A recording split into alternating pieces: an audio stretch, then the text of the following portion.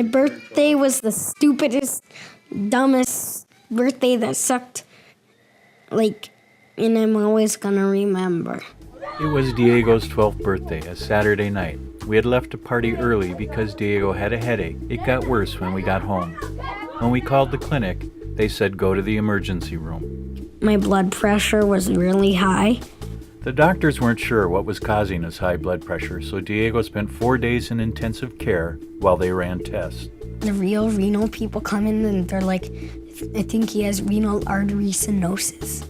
And it's like a kidney disease thingy-mabobber thing.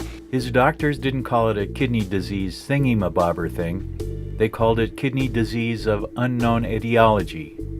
In other words, they had no idea why his kidneys were failing.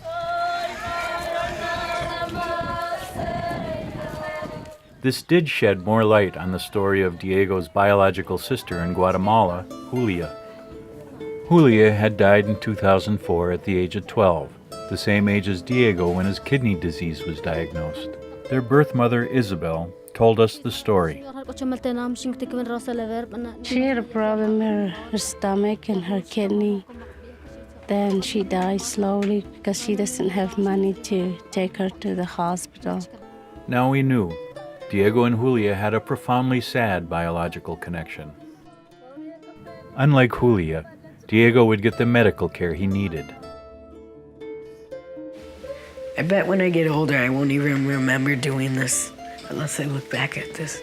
The next 6 years would be filled with medications, blood draws, doctor's visits, dialysis, a kidney transplant operation, and chemotherapy for lymphoma caused by the transplant. It wouldn't be easy. It's kind of tough mentally because I have this stuff on my mind. Isabel had more children. She kept the girl, who was born the year after Diego, but she relinquished 4 boys, 2 of whom we see as often as we can. This is Diego with his brothers Carter and Gavin. They were adopted by a couple in Atlanta. As far as we know, all of their kidneys are fine. When Diego was 17, we took another trip to Guatemala, thinking we knew so much more about who he is and where he came from. Well, my name's Diego, and I'm from Santiago Atitlan.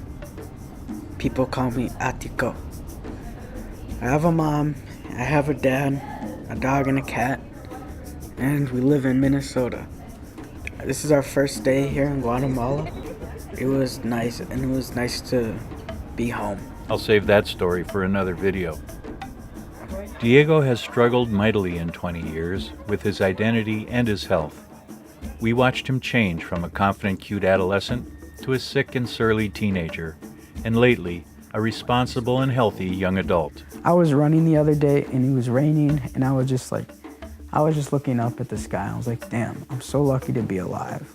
And we're lucky too.